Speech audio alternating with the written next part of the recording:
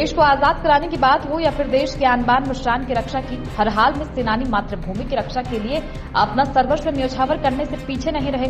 जिले में ऐसे वीर सपूतों की संख्या इतनी है कि उसे कागज के पन्नों पर अंकित नहीं किया जा सकता। स्वतंत्रता संग्राम के पन्ने यहाँ के वीर सेनानियों की गाथा से भरे पड़े हैं। बात अगस्त क्रांति की हो या फिर महात्मा गांधी के आह्वान पर करो या मरो की सेनानियों ने अपने कदम पीछे नहीं खींचे।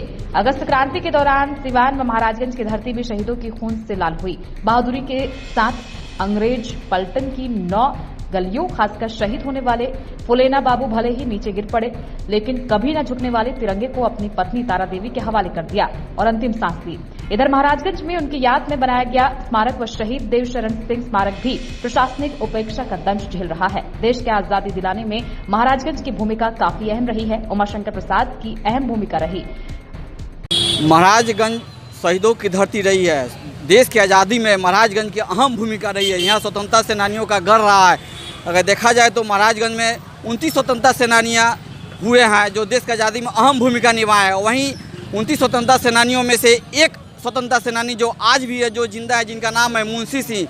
मुंशी सिंह अपने बितांत देश की आज़ादी में अहम भूमिका जो रोल निभाए हैं और जो बाकी 28 स्वतंत्रता सेनानियों जो भूमिका निभाए हैं उनके बारे में बताते हैं।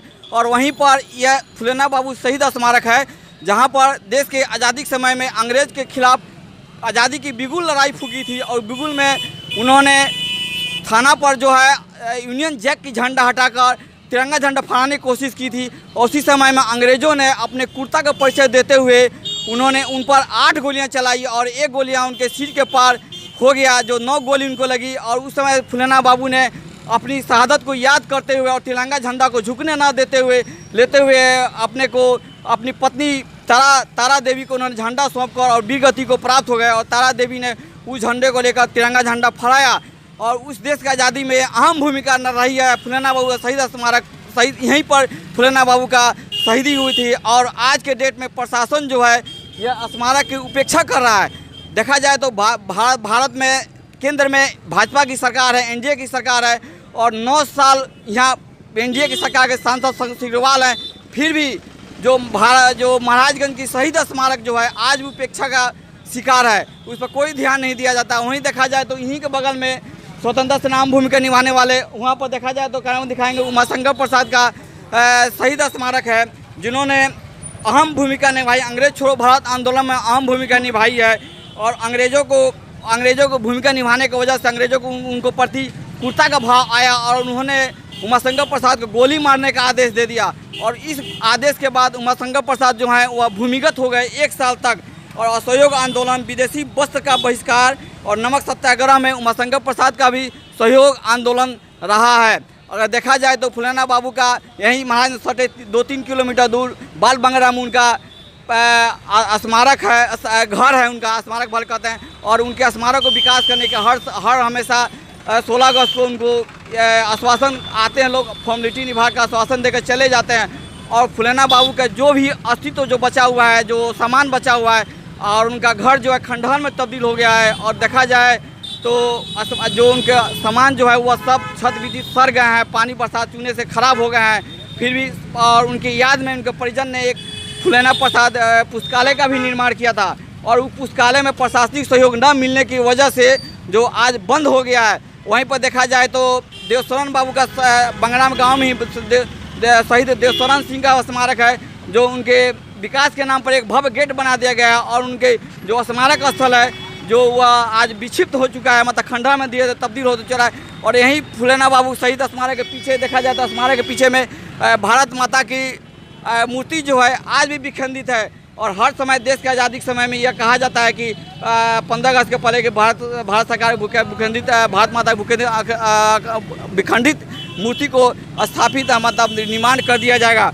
वहीं 1930 में सक्रिय रूप से राजनीति शुरुआत की। 29 सितंबर नमक सत्याग्रह में सक्रिय भूमिका रही। 16 अगस्त 1942 को फुलेना बाबू को पता चला कि अंग्रेजी पलटन आ चुकी है और दृढ़ निश्चय के साथ तिरंगा झंडा फहराने का संकल्प लिया।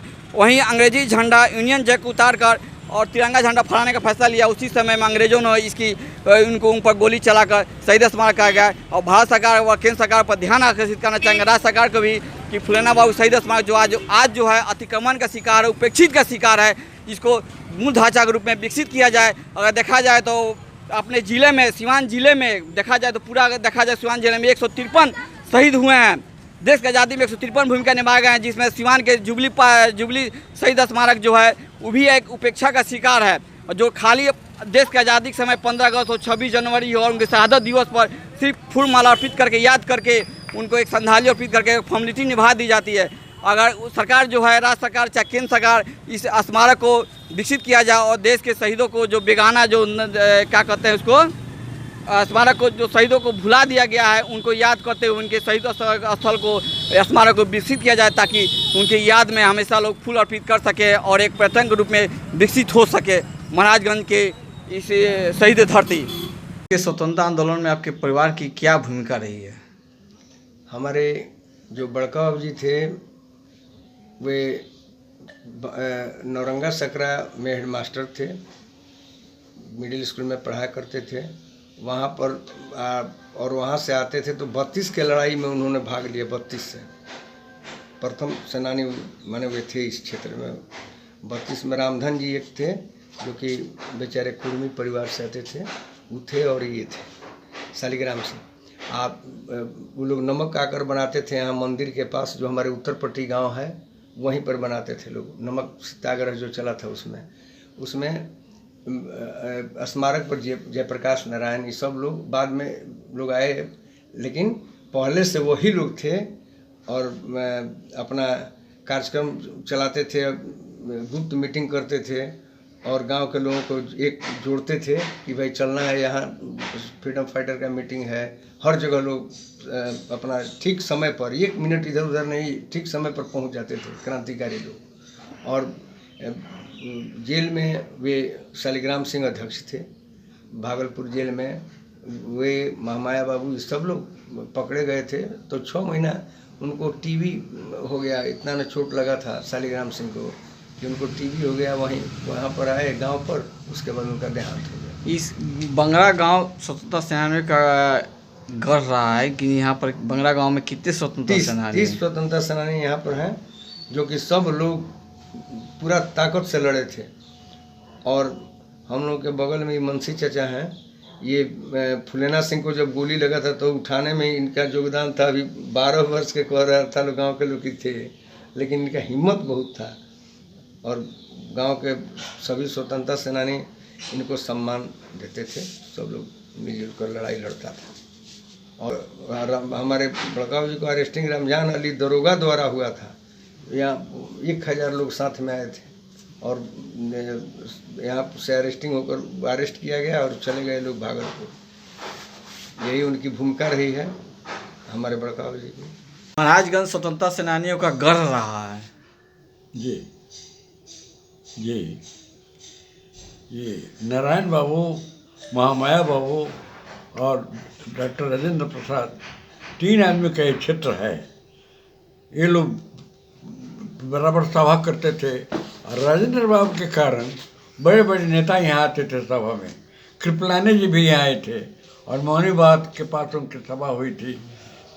और राजेंद्र बाबू, नारायण बाबू और महामाया बाबू, इन 3 आदमियों के कारण हमेशा सभा वगैरह होती रहती थी मौनीबाद तक। नतीजा हुआ कि आंदोलन यहाँ हुआ, बड़े युवाओं ने भाग लिया, लाठीचार्ज हुआ, लोग जेल गए। नतीजा हुआ कि इस गाँव में स्वतंत्रता सेनानियों की संख्या 29 है, जिसमें केवल मैं ही जिंदा हूँ और सब लोग स्वर्गवासी हो गए। स्वतंत्रता आंदोलन, देश के स्वतंत्रता आंदोलन में आपने सक्रिय भाग लिया। वहीं अंग्रेजों का स्वतंत्रता सेनानियों पर क्रूर व्यवहार आता था, कितने लोगों को जेल भेजा गया। तो क्या आपने भी जेल गए हैं स्वतंत्रता सेनानियों के? मैं जेल में गया तारा देवी के साथ, लेकिन मुझको जेल में रखा नहीं गया। महामाया के साथ मैं जेल से वापस आ गया। तारा देवी के साथ गया था, लेकिन महामाया गए तो महामाया ने मुझको अपने साथ जेल से रिहा करा दिया। स्वतंत्रता आंदोलन में आप किस तरह का भूमिका निभाया भाग लेकर? वो तो तारा देवी और फुलेना बाबू के अनाज की दुकान थी महाराजगंज में, अनाज की दुकान। वो नौकर रखे हुए थे, वो अनाज बेचता था। तो वहाँ विश्वामित्र अखबार आता था। और मैं उमा शंकर हाई स्कूल के 8वीं क्लास में पढ़ता था। तो विश्वामित्र अखबार पढ़ने के लिए उनकी दुकान पर जाता था। इसलिए तारादेवी फुलेना बाबू से मेरा संबंध हो गया। और जब आंदोलन हुआ तो मैं फुलेना बाबू के साथ था। हम लोग थाना पर गए, दरोगा जी ने गए कहा जाइए आप लोग स्टेशन पर, स्टेशन को जला दीजिए तो आप थाना पर आइए। हम लोग स्टेशन पर गए तो जनता माल गोदाम में अनाज उठाने में लग गई। आते समय लोगों की संख्या कम हो गई। तो जो दरोगा जी कहे कि हम सिवान चले जाएंगे, वो बंदूक तान कर खड़े हो गए। तो फुलेना बाबू थोड़ा सा हिचके, लेकिन तारादेवी ने कहा कि आगे बढ़ो। तो फुलेना बाबू आगे बढ़े और उन्हीं पर गोली चल गई। 7 गोलियां उनको लगी उनके शरीर में, वहीं गिर गए। तब तक उत्तर की तरफ से हमारे गांव के दशरथ बाबू उनको उठाने के लिए चले, तो दशरथ बाबू पर गोली लगी, वो भी वहीं गिर गए। इसके बाद लोग ईंटा चलाने लगे थाना पर और पुलिस वाले छर्रा चलाने लगे। तो लोगों को छर्रा लगा, लोग घर जा कर के दवा कराए, मर गए। लेकिन 2 और 5 7 आदमी शहीद हुए हैं आज़ादी की लड़ाई में महाराजगंज से। 2 आदमी सड़क पर हैं और 5 आदमी घर जा कर के शहीद हुए। तो स्वतंत्रता आंदोलन महाराजगंज में, जब स्वतंत्रता आंदोलन शुरू हुआ था, क्या उस समय भी ये गांधी राजेंद्र जी भी आए हुए थे महाराजगंज में? जी, गांधी जी भी महाराज में आए थे आंदोलन गांधी जी के युग आए में? थे। राजेंद्र बाबू के कारण बड़े बड़े नेता यहाँ, गांधी जी भी आए थे। और राजेंद्र बाबू, नारायण बाबू, महामाया बाबू का एक क्षेत्र रहा। और आज़ादी के आंदोलन में मौनी बाबू पर मीटिंग हुआ करते थे और यहाँ के नौजवान लोग भाग लेते थे। नतीजा हुआ कि यहाँ के 29 आदमी स्वतंत्रता सेनानी की लिस्ट में आ गए थे, जिनको सरकार से कुछ न कुछ मिला करता था। सरकार द्वारा स्वतंत्रता सेनानियों को क्या क्या मूलभूत सुविधा मिलती है, उससे बेहतर भी मिलना चाहिए। पहले 500, 250, 500 करके तो सब स्वतंत्रता सेनानियों को पैसा मिलता था। अब केवल मुझको स्वतंत्रता सेनानी का पेंशन मिलता है।